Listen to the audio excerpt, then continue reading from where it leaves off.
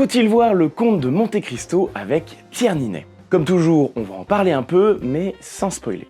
Alors déjà, il faut savoir qu'au moment où j'écris cette vidéo, je sors à peine du cinéma et je m'y suis mis à l'instant où je suis rentré. C'est dire si j'avais envie de vous en parler. C'est probablement le faut-il voir que j'ai écrit le plus vite après avoir vu quelque chose. Mais commençons par le commencement. Le Comte de Monte Cristo est un film français sorti à l'été 2024 et réalisé par Alexandre de la Patelière et Mathieu Delaporte. Si ces deux-là étaient aussi au scénario des films Trois Mousquetaires sortis l'année dernière, ils signent ici une réalisation à 4 mains et leur 3e collaboration à ce poste. Et on va se le dire tout net, si le Comte de Monte Cristo a été présenté au public comme faisant partie de cette nouvelle vague du cinéma français historique, qu'on puisse présenter au grand public, voire à l'international, eh bien à mon sens, il réussit haut la main son pari, là où les Trois Mousquetaires ont échoué lamentablement. Feras-tu le bien ou laisseras-tu ton cœur s'emplir de haine?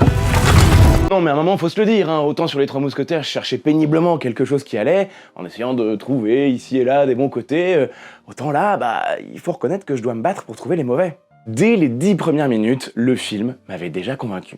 Et pourtant je partais pas gagnant, je sais pas, j'avais peur de me lasser de l'omniprésent Pierre Ninet en ce moment, de retrouver une réalisation qui tente des trucs sans bien savoir ce qu'elle fait, une énième tentative de film historique complètement aux fraises, et pourtant, eh bien, la recette est maîtrisée, il y a beaucoup de belles choses, et c'est bien pour ça que je voulais vous en parler aujourd'hui. Le Comte de Monte Cristo, c'est à l'origine un roman d'Alexandre Dumas et Auguste Maquet, dont la parution commence en 1844 sous forme de feuilleton, c'est-à-dire que régulièrement, dans le journal des débats, on a une partie de l'histoire qui va s'étaler entre octobre 1844 et janvier 1846.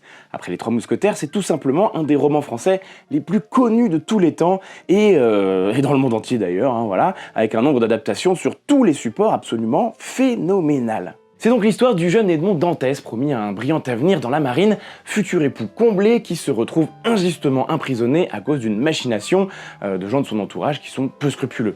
Il est enfermé au château d'If, à Marseille, et il va y faire la rencontre d'un homme qui va lui permettre de sortir de prison après 14 longues années et exercer sa vengeance contre ceux qui ont provoqué son malheur. Nous prendrons tout le temps qu'il faut pour être prêts. Prêt à faire quoi? À se venger. Ceux qui connaissent bien l'histoire, vous voyez le soin que je prends à ne pas spoiler. À ce niveau-là, faut vraiment... voilà. Mais si le roman a eu autant de succès hier comme aujourd'hui, c'est parce qu'en fait, tout y est. Le Comte de Monte Cristo, l'œuvre de Dumas et Maquet dans son ensemble d'ailleurs, c'est comme Jules Verne ou Victor Hugo. Certes, ça a un peu vieilli en termes de style si vous le lisez, mais en termes de thématique, ça n'a pas pris une ride. Des histoires de vengeance, de jalousie, d'amour, de machination, de l'action, de l'aventure, des beaux moments... Tout y est, tout est là. Pour autant, adapter le Comte de Monte Cristo de nos jours, c'est tout de même un beau défi. C'est un beau défi pour une raison très simple. L'action se passe dans la première moitié du 19e siècle, or Alexandre Dumas est lui-même né en 1802. C'est pas complètement le fantasme d'une période, comme il avait fait avec les Trois Mousquetaires, c'est une aventure qui prend place dans le quotidien même de Dumas, dans son monde, dans son époque. Donc forcément, ce qui était important à l'époque, et qui semblait clair pour les lecteurs, en fait, ça ne l'est pas du tout pour nous aujourd'hui.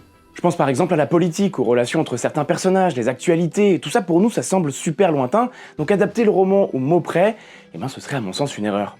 Et de la même manière, on ne peut pas vraiment adapter une histoire sortie en feuilleton dans un journal sur 1 an et demi, comme on l'adapte au cinéma dans un film de près de 3 heures. Mais alors, quel défi! C'est certes une adaptation aussi littéraire qu'historique, mais qui s'est retrouvée face aux mêmes enjeux que tous les films historiques. Comment adapter sans trahir? Comment raconter sans se perdre? Comment simplifier sans abrutir? Et finalement, comment continuer à rendre cette histoire absolument intemporelle? Franchement, j'y croyais pas. Voilà, j'avais de bons retours, mais j'y croyais pas vraiment. J'ai d'ailleurs mis du temps à aller le voir, ce qui a pas mal ménagé mon suspense, exactement comme je vais le faire en vous parlant du sponsor du jour. Bonjour, vous savez, quand je pars en campagne contre les Romains après une journée passée à cheval à porter ma cotte de maille, je peux vous garantir que j'avais besoin de trouver une solution pour mieux dormir, et cette solution, je l'ai trouvée avec Wopilo. Wopilo, c'est une gamme d'oreillers, de linge de lit et de couettes pour vous aider à mieux dormir en prenant soin de la qualité de votre sommeil.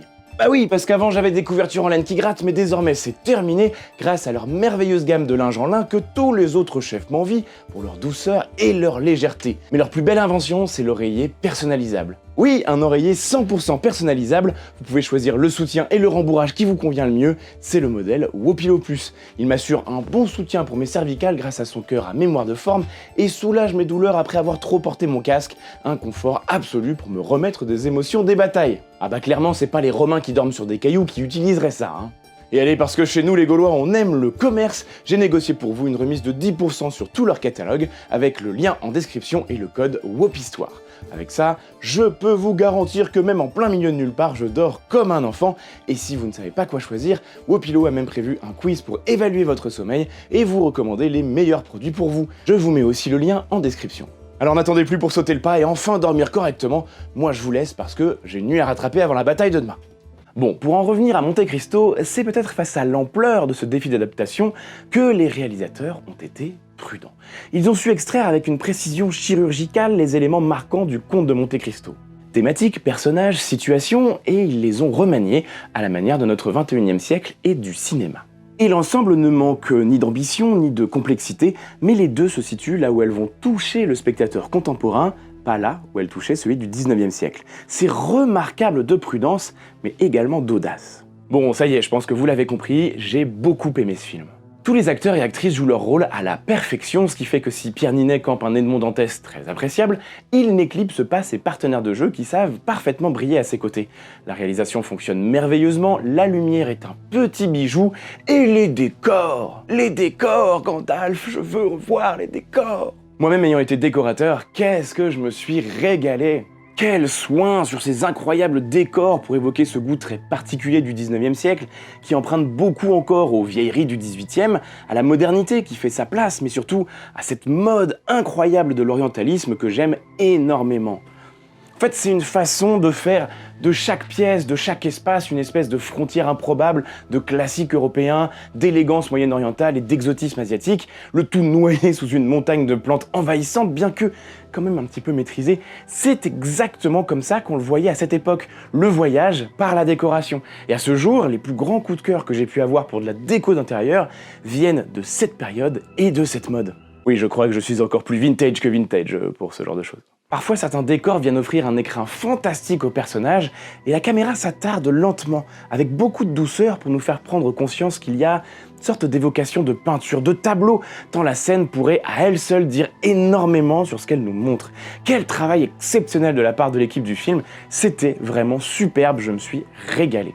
Et bien entendu, c'est le 19e siècle, ce qui veut dire de la couleur, une meilleure gestion de la propreté et des nuances. C'est vraiment flagrant dans la culture française. Avant Napoléon, c'est l'obscurantisme, et après, c'est la lumière. On a quelques sursauts quand même avec les mises en scène de cour comme celle de Louis XIV, mais c'est souvent par opposition au reste de la vie qui est terne et absolument dégueulasse. Mais une fois l'empereur Bonaparte passé sur le monde, c'est comme si dans l'inconscient collectif français, la lumière s'était étendue sur l'existence.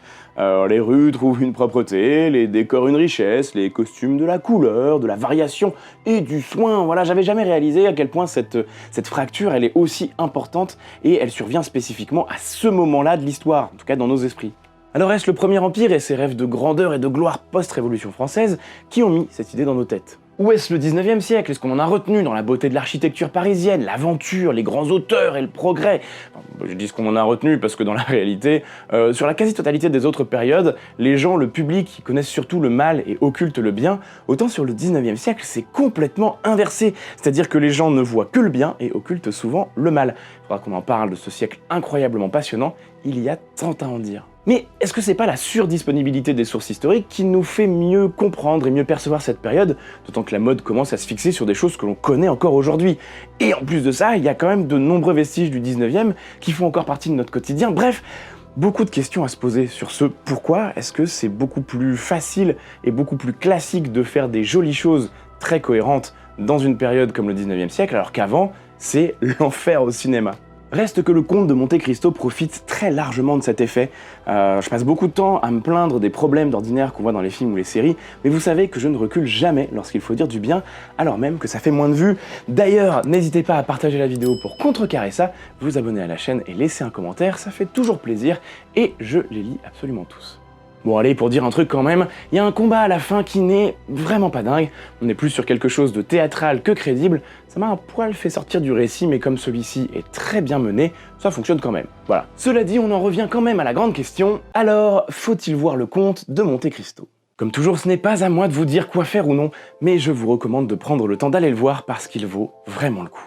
Que faudrait-il dire de plus? Parfois les choses semblent simplement bien faites. Je pourrais vous parler encore plus longuement des costumes et des décors. Rien que ça, ça vaudrait le coup. On a là une vraie idée des modes de décoration d'intérieur qui se rencontrent à cette période, une évocation de l'enjeu politique également. Et ce que j'ai apprécié particulièrement dans ce film, c'est le respect. Le respect pour le spectateur d'abord, c'est celui qui, malgré les besoins de simplification, ne nous prend pas pour des idiots. Quelques références ici et là pour qu'on puisse se sentir comme à la maison et saisir l'essentiel, une intrigue joliment tissée sans en rajouter qui ne tiennent pas dans un film déjà long. Alors je dis long, mais c'est quasiment 3 heures, on ne les voit absolument pas passer. Du début à la fin, j'ai été suspendu aux ailes du récit et du destin de ces personnages qui semblent absolument inéluctables. C'était fantastique. Qui êtes-vous? C'est un film sur tout ce que l'humain peut avoir de meilleur et de pire. Je suis le comte de Monte Cristo. Alors le respect pour l'œuvre, j'en ai déjà parlé. Bien sûr, certains trouveront toujours des choses abusives ou non nécessaires, mais l'ado que j'étais et qui a aimé le Comte de Monte Cristo, il est d'accord avec l'adulte que je suis devenu et qui a aimé le film, ça valait le coup.